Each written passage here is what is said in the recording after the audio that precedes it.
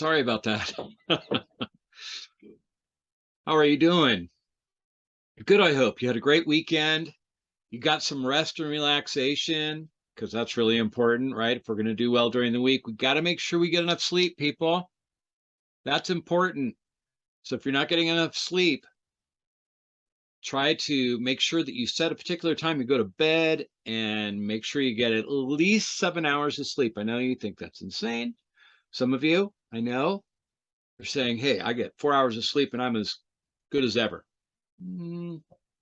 Neuropsychologists and neuroscientists would argue with that. There's a lot we're learning about sleep and our ability to be able to think clearly and be positive leaders, right? So we're on this topic the other day. I have another group associated with our online university, and I share the same thing with you that I share with them. They just have different comments. And we were talking about a team that didn't seem really committed. And in kind of drawing the team leader out a little bit, she had said, well, you know, they're new, so if they're challenged, I kind of jump in and help them. And I said, okay, well, what does that look like? She said, well, I kind of do it for them because I've got experience and knowledge and I can do it in far less time. And I said, be careful with that. Be careful, because when we take away that responsibility, and remember, provide support without removing responsibility. When we remove that responsibility, what happens is that dynamic of involvement creating ownership. When we take the involvement away, the ownership goes away too. And you rob people of the opportunity to feel passionate about the work, because the harder we work, and I don't mean hard in terms of difficulty, but I mean as driven as we can be on something, passionate, right? And we're working on it. We want that sense of ownership. That's our contribution. When we contribute a lot, we feel a high level of ownership. And that's a good thing. It is a good thing. We need to make sure that that ownership is shared by everybody on the team, that we don't leave people out. We don't leave people hiding in the corners. We call them out and say, hey, we need your help.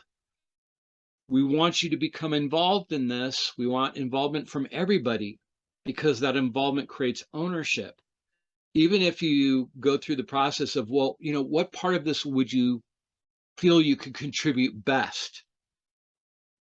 That's always a good question, because sometimes people go, well, you know, it doesn't really affect me and I just don't get it.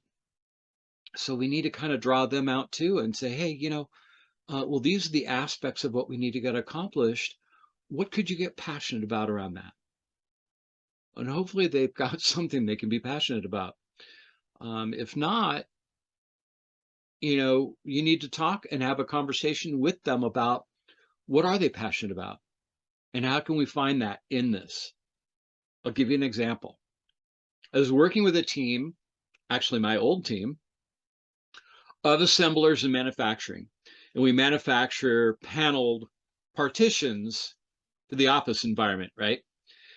We used to say without us, Dilbert wouldn't have ever had a cartoon strip. But you know the panels that separate, create the cubicles, right? And this one individual goes, what's there to get excited about? We just build these panels and we stick them in a box and they go in the back of a truck and they're gone. And I said, really? You see it that way? And they're like, how else do you see it? I said, you know, the way I see it is that you're building an environment for another human being who will spend a third of their life in that environment. Kind of got it. So what I did was the following week, I made a field trip to one of the installations of that so that the employees could interact with the actual people who were going to be working in that cubicle. And the customer was like, oh, they're so beautiful and it's so nice and it's quiet in here and I can get my work done. but she was having problems with one of her chairs. So he showed her how to adjust the chair just to fit exactly her needs. And she just like, her face lit up and she said, "Oh, that's amazing. I had no idea that the chair could even do these things." And she's like, "Oh, this is so comfortable.